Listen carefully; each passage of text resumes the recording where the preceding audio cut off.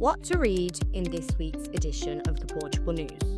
We take you through major developments across tourism, travel rights, the environment, the European economy, and our front page story is about Portugal's last circus elephant finally found a permanent home, marking the end of an era for animal welfare in the country.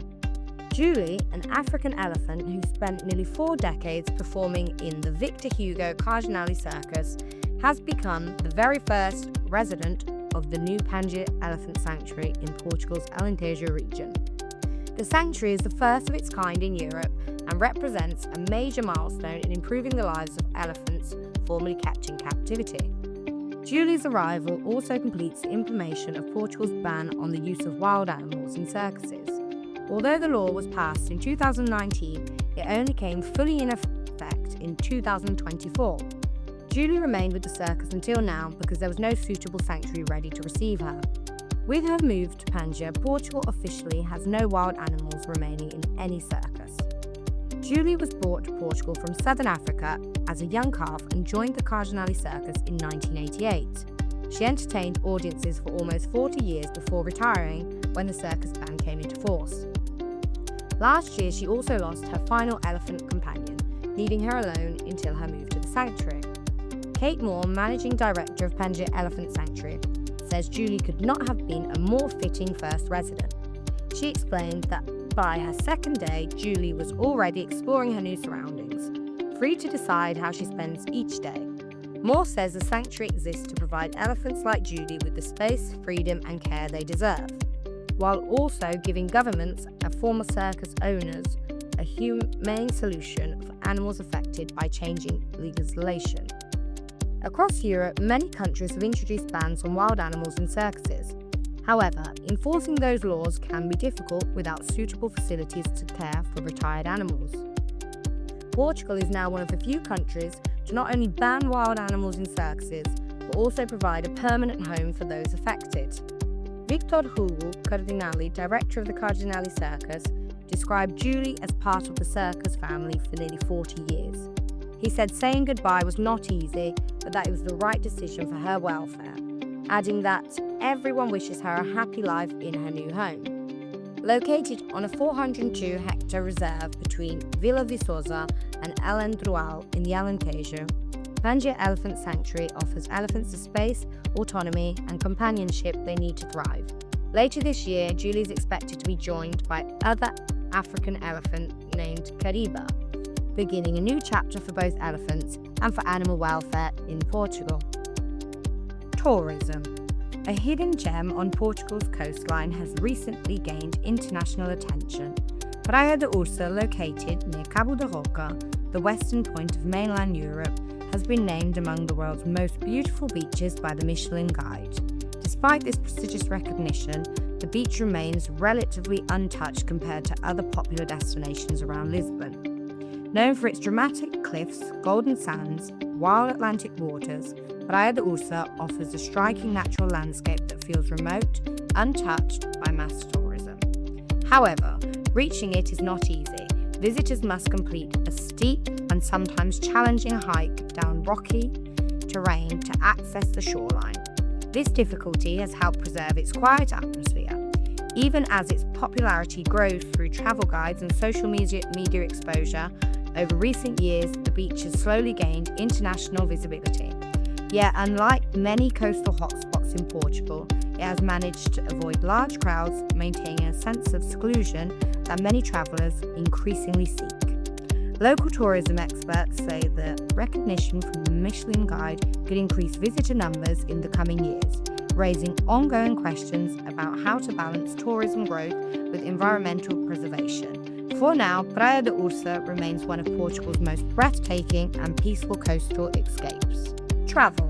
In travel news, a major development has been approved at European Union level aimed at improving accessibility for passengers with disabilities. The European Parliament and the Council of the European Union have reached an agreement that would allow companions of people with disabilities or reduced mobility to fly free of charge when their assistance is deemed necessary and not guaranteed by the airline.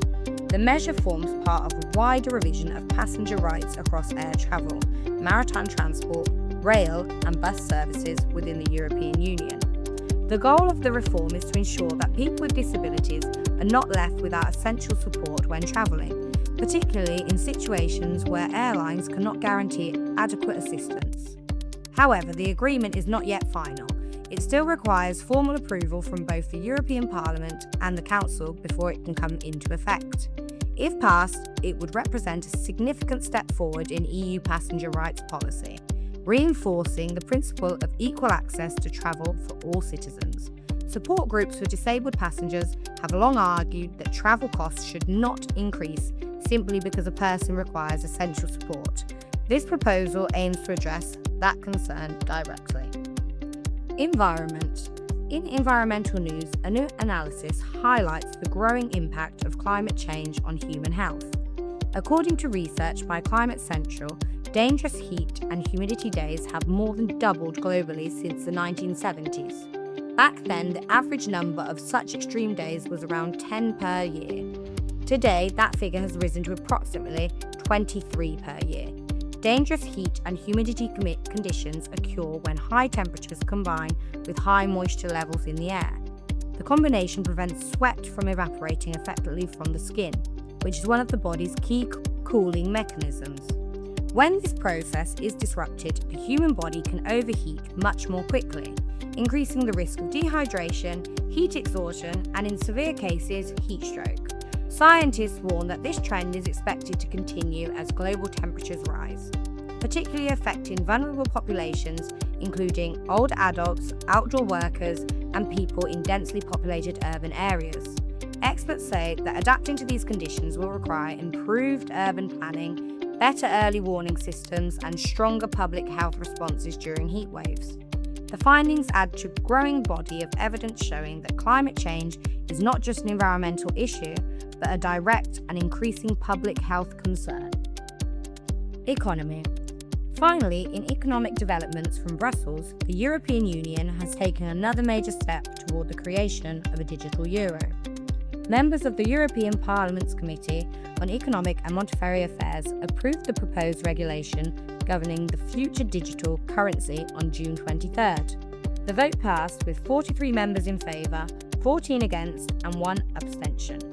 The digital euro is intended to serve as a central bank-backed electronic currency, offering an alternative to existing payment systems such as Visa and MasterCard. Supporters of the initiative describe it as a key milestone in modernising Europe's financial system. Following the vote, the committee's chair described the moment as a historic day for Europe. The proposal is part of a broader package focused on establishing a unified digital currency framework across the European Union. However, the process is not yet complete. The regulation will still need to be negotiated and formally approved before the digital euro can become a reality.